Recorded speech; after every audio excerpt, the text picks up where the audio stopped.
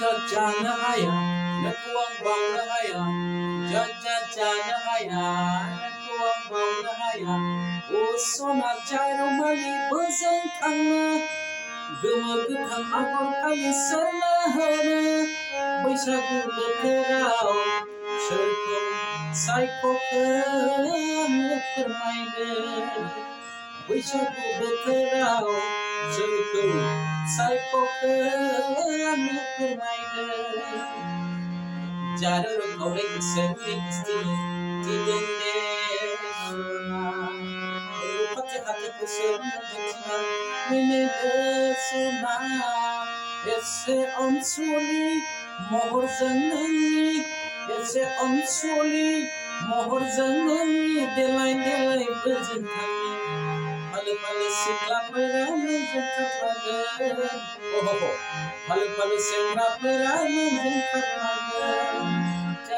जानो हाया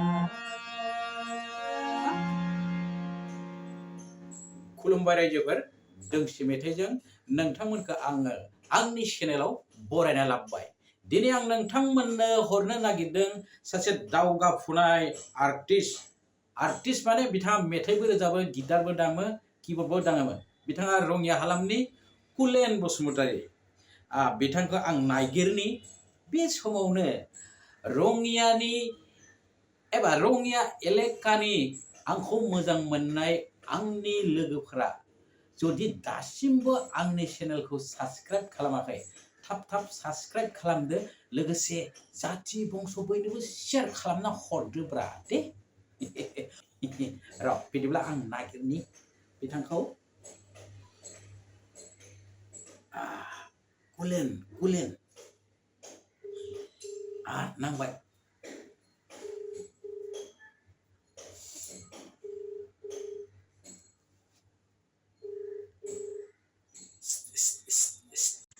हेलो कुलेन बसुमतारीनाव नांबायना मेथाइ रोजाबगिरि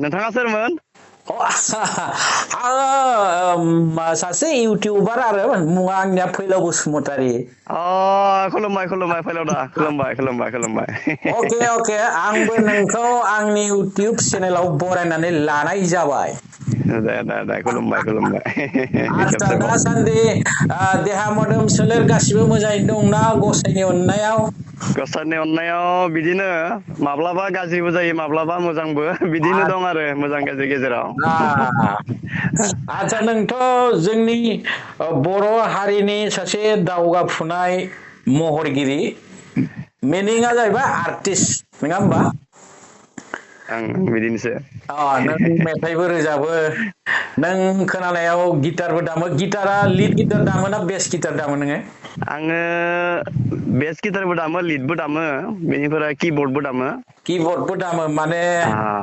सिफुं खाम साम दामनो रोंजोबगौ नामा नों खामखौबो एसे दामो सिफुंखौबो खामखौबो गुसुं सिफुंखौ हायो आरो एसे सुनो माने नों लाजोबनो नागिरदों माने इंस्ट्रुमेन्टखौ हायो सेरजाखौबो एसे दामनो हायो आरो सेरजाबो हाबावगौ एसे हायो बांद्राय हायाबाबो खम फाग्ला नङालै नोंबो आच्छा नोङो रायजोफोरनि थाखाय नोंनि जोनोम कुन्दलि एबा जोनोम एरियाखौ बुंनाय आंनि बसुमतारी जाहैबाय आंनि मुङाथ' कुलेन बसुमतारीयानो जाहैबाय बेनिफ्राय गामिया जाबाय खन्दिगर रङिया चन्दिगर ना खन्दिगर खन्दिगर बेनिफ्राय पस्ट अफिस जाबाय देवलकुसि डिस्ट्रिक्टआ जाबाय बाक्सा बाक्सायाव गोलैयो बेखिनिया माने बाक्सा कामरुपनि सिमा खाथि नामा बिदिनो बेनिफ्राय पिएसआ जाबाय माबा तामुलपुर आच्छा एरिया तामुलपुराव गोलैबाय तामुलपुर एरियानो गोलैबाय रङिया नांजाबनाय बाजार थाजार गेजेर गेजेर तामुलपुरावबो खालामहैयो थाङो गेजेर गेजेर थाङो आच्छा दा जोङो कालसारनि बिखयनो रायलायनोसै एसे दे बेथ' बोसोर गोदान हाबबायानो नै आच्छा जायखिजाया नोङो बेसेबां समनिफ्राय दामजेननाय ना रोजाबजेननाय बेसेबां बैसोनिफ्राय आङो मथा मथि 17-18 बैसोसोनिफ्रायनो दामनो एसे एसे सोलोंदोंमोन आरो हारमनियामखौ। हारमनियाम जोंहा आमाइ सासे दंमोन। औ आमाइनि हारमनियामखौ लाबोदोंमोन जोंहा आफाया। औ लाबोबा आफायाबो सासे बैष्णब धोरोम फोसावनायाव नांथाबनायमोन आरो। औ औ बियो बे हरे कृष्ण बेफोरबायदि मेथाइफोरखौ किर्तनफोरखौ रोजाबोमोन आरो। औ औ बेयाव बे आमाइनि मास्टार सासे आमाइ दंमोन बिपिन लाहारि होननाय। बिथाङाबो रेडिअ आर्टिस्टमोन मोनसे समनि। औ बिपिन लाहारि बे खातालफारावमोन बे कमल एक्टरनि गामि। औ औ बिनिफ्राय बिनि हारमनियामखौ आफाया लाबोदोंमोन आरो आं उन्दैबा। न'आव न'आव बिदिनो आं एसे थुलाबायोमोन। औ थुदलानानै एसे दङमोन 2 नाम्बार आदा बदन बसुमतारी होननाय। औ आंखौ गोबां मा होनना बुङो बेखौ बे मिउजिक लाइनाव आरो बियो औ औ मा होनना बुङो बेखौ आंखौ बिदि मिउजिक लाइननि माबायाव जेनेबा लाबोदों आरो लाबोदों आरो बेयो। बिनिफ्राय आरो सासे आदा दंबावोमोन 3 नाम्बार। बेबो सासे मोजां खन्थाइ लिरगिरि। रमाकान्त बसुमतारी होननाय बिबो मेथाइ लिरोमोन। बिनि मेथाइखौबो बिदिनो आं रोजाबोमोन मिटिंफोराव। औ लासै लासै स्कुलफोरावबो रोजाबनाय जाबाय। औ बिदिनो दामनायावसो आं बारा गोसो जाबाय आरो। गिटारबो लादोंमोन क्लास। औ गिटार क्लास बिदि लादों। गिटार क्लास लादोंमोन आं गरेस्वराव नन्द बेनार्जिमोननि आन्दाराव। औ खै बोसोर लानाय? बेयाव मथा मथि बांद्राय लानो मोनदिया 3 बोसोरसो लादोंमोन। औ लानानै जोबथारनाय जोंनिया फोरोंगिरिया घन देका सारमोन। औ बिथाङा सासे दा मुंदांखा आरो गुवाहाटियाव औ बिथां सारजों फोरोंजादोंमोन आरो गिटारखौ। औ बिनिफ्राय बिदिनो एसे एसे मेथाइबो लिरनायाव आखाइ होबाय। आखाइ होबाय आरो आं औ मेथाइखौ 83 सोनिफ्राय लिरबोदोंमोन आरो। नोंनि मेथाइ माने अडिय'फोरावबो ओंखारबाय। अडिअ'फोरबो ओंखारबाय। आरो सोर सोर रोजाबखो नोंनि मेथाइखौ? आंनि मेथाइखौथ' दा मुंखौ आं खारिजोबनो हानाय नङा।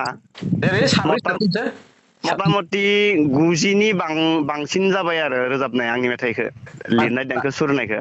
औ दा नामखौ बुंनो थाङोबा जोंनि बयनिबो अनजाथाव औ जोंनि बर'नि दाउ खौकिलिं होननाय आब' सुलेखा। सुलेखा बेनिफ्राय आदा बिग्राय, औ आदा गौतम, औ फंबाय बिथु नार्जारि, बिटु बिटु बिबो रोजाबबाय। औ बेनिफ्राय मेन'का आब'आबो रोजाबबाय।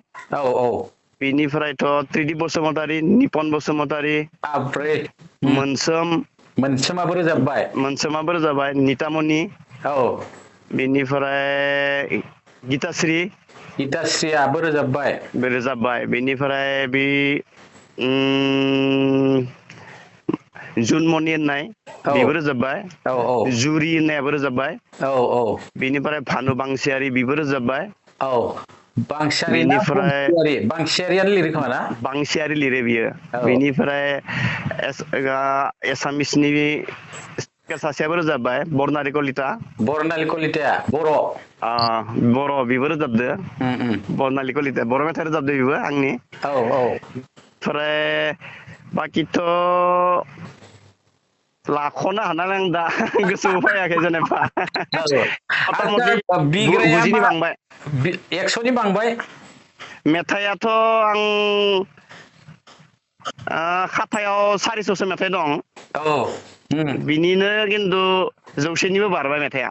रोजाबनाया मानसिफोरा रोजाबनाय रेकर्डिं जानाया भिडिअ जानाया बा फिल्मफोरावबो ओंखारबाय। आरो नोंबोथ' रोजाबबाय? आंबो दोंफा दोङै रोजाबदोंमोन। औ औ गाराङा मोजां नङा नालाय बारा रोजाबाखै आंबो। नों मा मेथाइखौ रोजाबदोंमोननो नों गाव रोजाबनाया? आं मोनसे फक मिक्सबो रोजाबदोंमोन। बेनिफ्राय गोदान मेथाइ मोनसेबो रोजाबदोंमोन। फक बे फिल्माव ओंखारदोंमोन। ओंखारदों ना मा फिल्माव?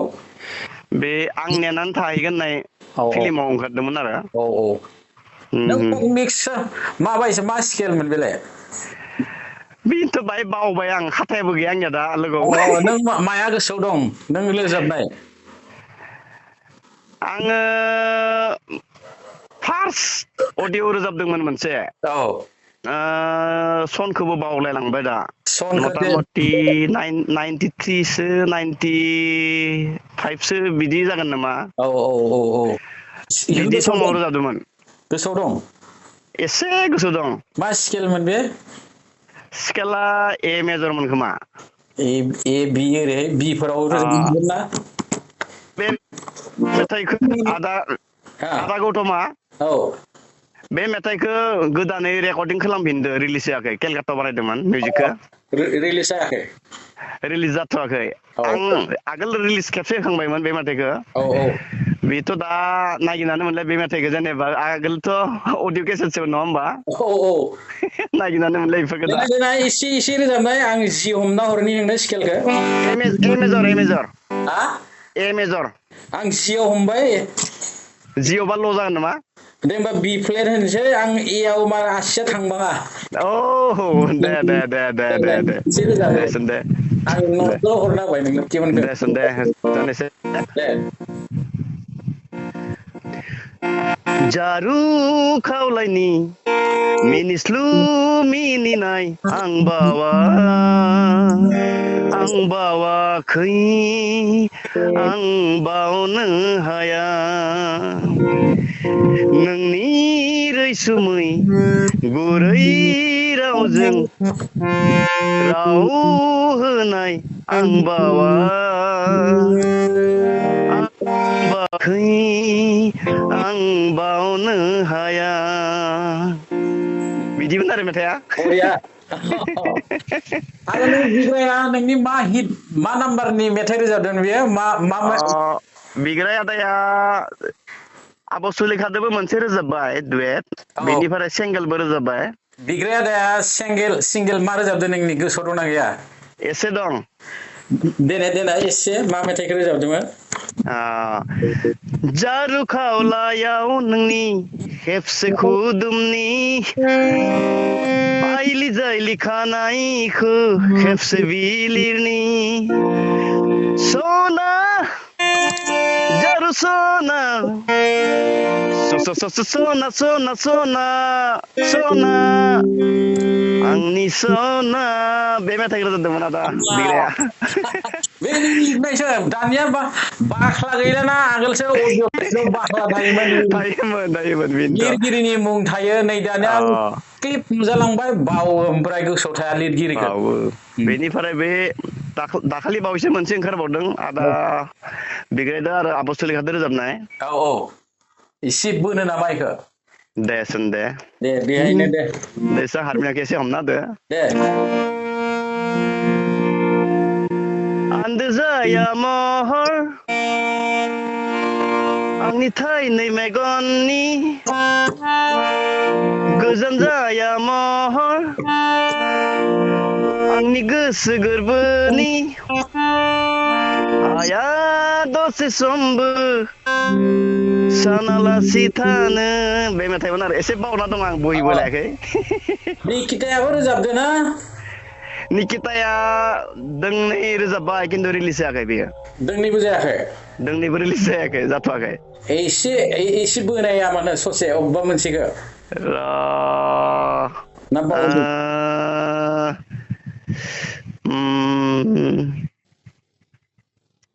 एसे बावनानै दं र' सोदोबखौनो आं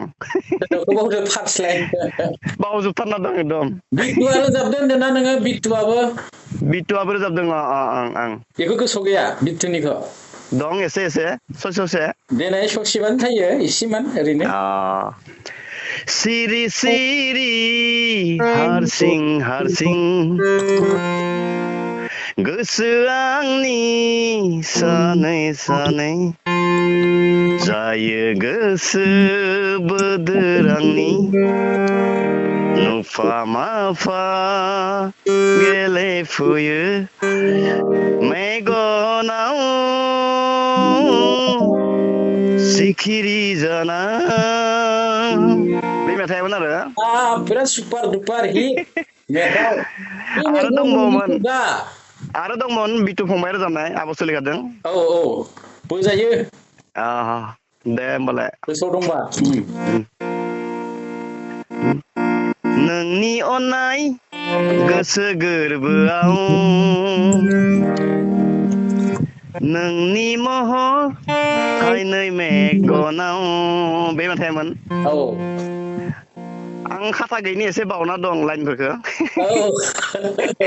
जायखिजाया नोंनि होनना मोनथिबायना रायजोफोरा बेबो नंगौ कुलेन बसुमतारी लिरदों होनना मिथिबायना इमान मोजां मोजां मेथाइ लिरना दोनदों नोङो बेनिफ्राय बे बिनानाव रियानि आरबि प्रडाक्सनावबो बिनियावबो दोंथामसो ओंखारबाय आरो बेखौबो बोजायो दोंसे मोजांसिनखौ आदसा बारु दे बे अननाय फिल्मनिमोन मेथाइआ अननाय फिल्मनि गोसोआ गोसोनि मेगना मेगननि मेगन सिंनि एसे बावदां खोथा ना ना ना ना ना ना ना बे मेथाइमोन आरो नोंखौ नुवाब्ला दरसि दरसि मोनो आं सोलायसो हायजोदो जाबाय बुजिबाय आदसा एक्टिं खालामदोंमोन ना बे रियाया बेयो बेयो रिया बिनानावा बेयाव खालामाखै बेखौ लिंसार आरो फुजि बानायदोंमोन खोमा एक्टिंखौ आदसा मेथाइखौथ' आं मोनथिबाय नोंथ' गिटार स्टेजावबो थारमाने नोङो आर्टिस्टफोरदो आं जोबोद दामबाय खेबफा खेबनै नांला बंसा लोगो मोनलाबायनायाव रङियाफोरखौ दामबाय ओइ सेंग्राखालाव गोसोआव दं बै रङियाखै मोनसे मिथिं जादोंना बेहायथ' नोंसोरजोंनो रियासा लायदोंमोन हेमन्त दासो गोसो गोलैदों आंबो गोसो गोलैदों दासो गोबाव जाबाय बै गोबाव जाबाय टेप थानाय जुगनिलै नंगौ दे नंगौ आदसा ओमफ्राय मिउजिकबो खालामबाय नामा नोङो मिउजिकआ मोनसे एसामिस सिरियालाव बानायदोंमोन खिन्थु मा होनना बुङो बेखौ बिसोरो खिन्थु जेबो मुं सों होदिया आरो आंनि पासिर किय भाङेना सिङिमोन मोनसे सिरियालमोन निपन गस्वामिबो दंमोन बे सिरियाल गरेस्वरनिमोन एसे बेकग्राउन्ड मिउजिक होदोंमोन खिन्थु आंनि जेबो माबाखौनो होदिया आरो बिसोरो जेनेबा मुंखौ होआसै गोबावानो जाबाय आदसा नों जि रोजाबदो होनदों बेखौथ' नों स्वयं नोंनो रोजाबनाय नालाय एसे गोसोआव थागोन एसे बारा नङा 2 लाइन ओरैहाय गोसोआव बे आं नेनानै थाहैगोन होननाय फिल्मावमोन बेखौ होदोंमोन दे ससे बै जनालि मादा आंजों रोजाबदोंमोन रङियानि हेमन्त फंबाइनि बिसिजों देनाय एसे ओरैनो गोरबोनि अनजालि नों गोरबोनि अनसुला नों सिमां मोगथां अराय नों आंगो गोसो गोरबोनि गोसो जायो एसे बावलायबाय बेखौबो दे गोसोआव फैबाय थिगानो जाबाय ससेबाबो बारा बैसागु देमसिफोराव माबाथ'वाखै आरो नोङो बैसागु मेथाइफोर बानायथ'वाखै एसे मदार्न मिक्स टाइप एसे मान दंमोन आब' सुलेखा रोजाबनाय आरो बिग्राय आब' सुलेखायाबो रोजाबनाय दं आं खारिसेसो रोजाबनो हासिगोन सारिसे सारिनै दे प्रियगम खाम दामनायजों सेरजा जाबख्रिं एसे बावलायबाय बेखौबो बे मेथाइमोन आरो बेखौ खोनाबाय जानांगौ मेथाइखौ बेनिफ्राय आरो आदा बिग्राय आरो आब' सुलेखा रोजाबनाय एसे एसे गुनगुनायनानैसै आं औ स्केला एसे हाइ जादो हाइ जादो ना बेयाव खमायबाय ना बेबो हाइ जादो हा बे आरो एसे ल' खालामसन दे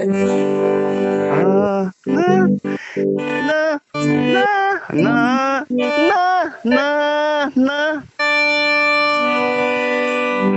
oh ada बेसे रैसुमै